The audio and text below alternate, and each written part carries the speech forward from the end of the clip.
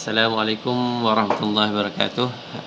Saya Cikgu Kelana daripada SK Raja Perempuan Mazwin. Hari ini saya akan mengajar tajuk darab, khususnya pada dalam bahagian apa dia tu, penyelesaian masalah. Penyelesaian masalah ni menjadi kesukaran pada kamu lah, ya. Kebanyakannya yang tak boleh jawabnya berkaitan dengan soalan penyelesaian masalah. Sebenarnya soalan penyelesaian masalah ni tidaklah sesusah mana.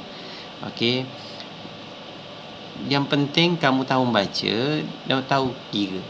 Baca setiap ayat tu, kamu kena baca, sebab setiap ayat tu ada maklumat yang diberi. Maklumat tu penting. Biasanya soalan penyelesaian masalah ni, dia bilangan ayatnya sikit je. Mungkin ada 2, ada 3, ada 4, itu je ayatnya. Tapi setiap ayat tu ada maksud dia, ada maklumat dia. Jadi kamu kena baca betul-betul yang itu. Baik. Cikgu akan terus ke soalan yang pertama, yang cikgu akan ceritakan hari ini. Baik. Lihat pada soalan ni. Sebuah sekolah mempunyai 1682 orang murid. Baik, itu ayat pertama. Satu sekolah ada 1682 murid. Setiap murid perlu membeli 16 buah buku latihan. Seorang murid kena beli 16 buah buku. Berapakah jumlah buku latihan yang dibeli oleh semua murid? Soalannya ialah berapa jumlah buku latihan yang dibeli oleh semua murid. Soalan dia, makin banyak ke makin sikit? Seorang murid ada perlu beli 16 buah buku. Kalau 1682 orang murid, maka kita kena times, kena darab lah. Maknanya 1682 kali.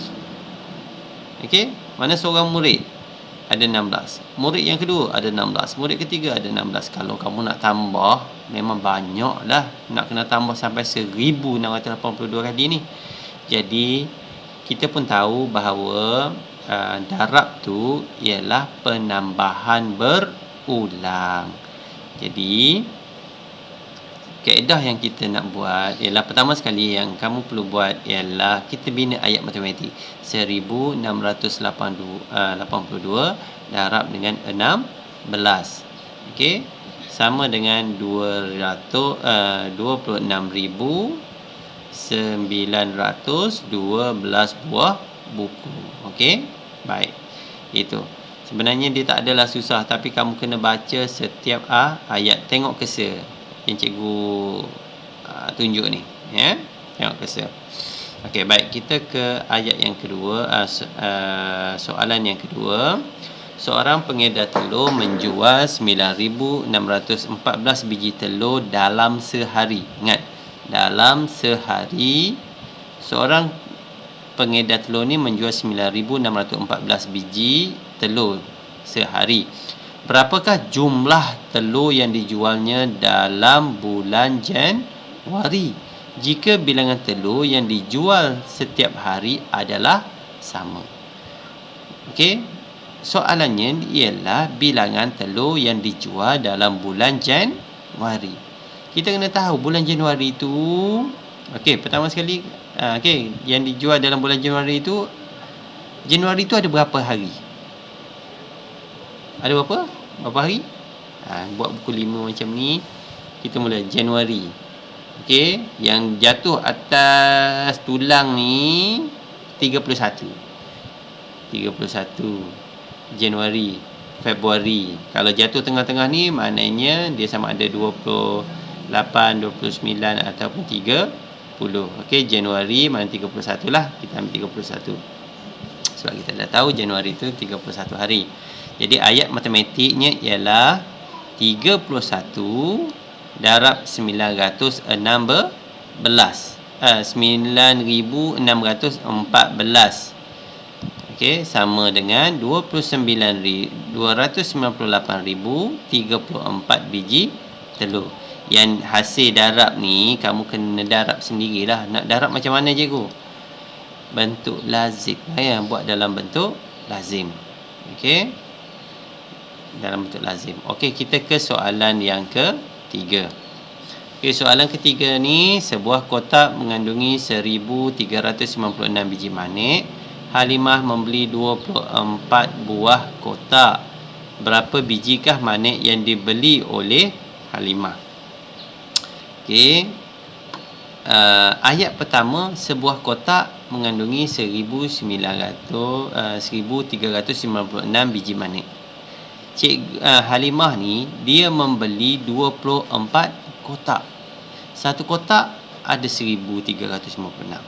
Kalau 24 kotak ada berapa biji maniknya? Makin sikit makin banyak. Makin banyak ada berapa operasi yang semakin banyak? Ada dua saja, sama ada tambah ataupun darab. Dua operasi ni je yang semakin banyak.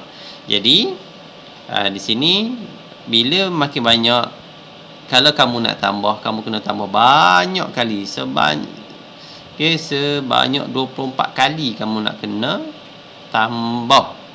Jadi itu akan makan masa. Jadi kita kena buat kalau dah tambah tu banyak, kamu bolehlah guna darab. Sebab dia penambahan tu nombor yang sama. Jadi kita tukarlah dia kepada darab 1396. Darablah dengan 24 kali. Kamu tanya, kenapa cikgu buat 24 dulu ni? Sebab kamu dulu masa tahun 2 dulu dah belajar yang mana kumpulan, yang mana ahli. Kotak tu adalah kumpulan. Ahlinya bilangan biji manik dalam tu. Okey. Jadi kumpulan tu kena duduk kat depan. Ahli duduk di tengah-tengah. Yang belakang ni adalah jumlah keseluruhan. Yang ini kamu kena cari sendirilah berapa jumlah dia. Okey, itu saja daripada cikgu. Kita jumpa lagi video yang akan datang. Okey, Assalamualaikum warahmatullahi wabarakatuh.